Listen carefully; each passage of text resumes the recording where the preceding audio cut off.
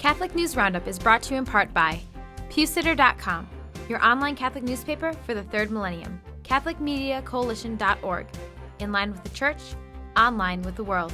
And TheAmericanCatholic.com, politics and culture from a Catholic perspective.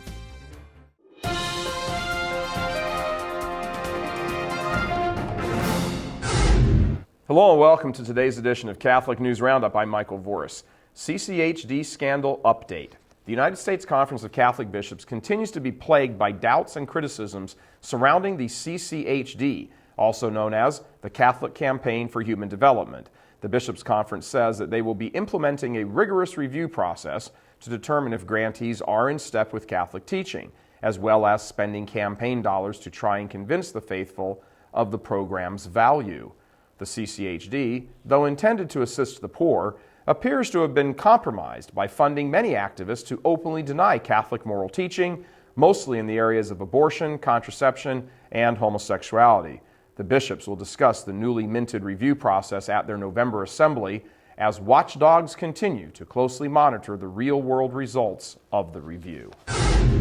Republicans stand united. The Republican leadership in both the House and the Senate have said that they will continue to oppose any attempt to repeal the legislative ban on homosexuals serving openly in the military. Don Stewart, spokesman for Senate Republican leader Mitch McConnell, a Republican from Kentucky, is saying that our vote is not going to change. Additionally, Michael Steele, spokesman for the House Republican leader John Boehner, said that House Republicans would vigorously oppose any effort to repeal the ban. Colbert's view. On his show, The Colbert Report, Stephen Colbert will often bring his Catholicism into the discussion, just as he did while making a guest appearance recently on ABC's morning talk show, The View. After rattling off the names of his 11 siblings, the audience responded with thunderous applause, to which Colbert responded, "I hope that applause is for my mother's womb." Watch the video and note the audible gasp of, "Oh my God," coming from guest host Maria Shriver, to which Colbert looks at her and, shrugging his shoulders, asks, "What?" And you're Catholic. I am a Catholic. It's I'm a very Roman much a Catholic. part of your life. Your father, you were one of 11 children.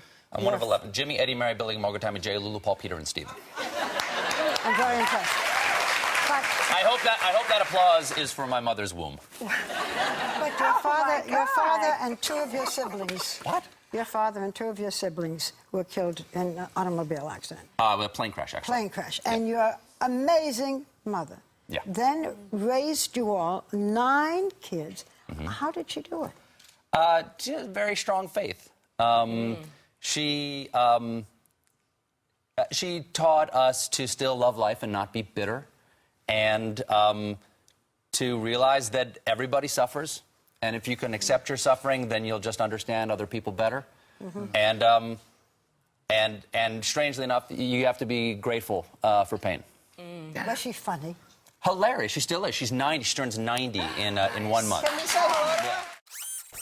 Colbert presented the cross on The View. He told Walters and the women around the interview couch about his mother and her very strong faith, his words. It was a faithful use of an opportunity given to him. Bravo, Mr. Colbert. Stay with us. Back in just a few seconds. Catholic News Roundup is brought to you in part by NewOxfordReview.org, the voice of Catholic Orthodoxy, in print and on the web, and RenewAmerica.com, expanding the influence of America's grassroots in the cause of freedom. CatholicUnderground.com, the podcast about our Catholic faith and new media. Obama breaks record. Less than halfway through his first term, Obama has appointed more openly homosexual officials than any other president in U.S. history.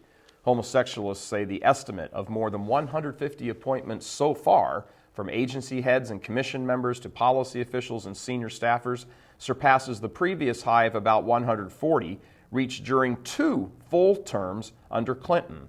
Quote, "From everything we hear from inside the administration, they wanted this to be part of their efforts at diversity," end quote. That was from Dennis Deason, spokesman for the Presidential Appointments Project of the Gay and Lesbian Leadership Institute.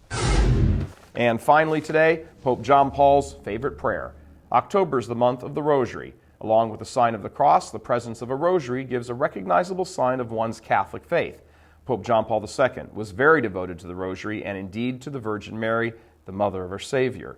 His papal coat of arms bore the words, Totus tuus, totally yours.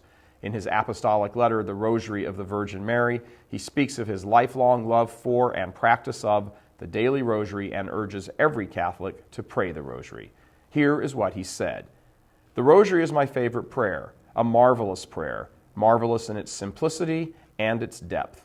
Against the background of the words Ave Maria, the principal events of the life of Jesus Christ pass before the eyes of the soul. They take shape in the complete series of the joyful, sorrowful, glorious, and luminous mysteries. I'm Michael Voris. Thanks for tuning in. Be sure and tune in tomorrow for your daily dose of Catholic News Roundup right here on RealCatholicTV.com. And be sure and check out the Vortex today where we discuss the hate speech against Orthodox Catholicism. Thanks for tuning in. Be sure and tell your friends about us. And as always, God bless you.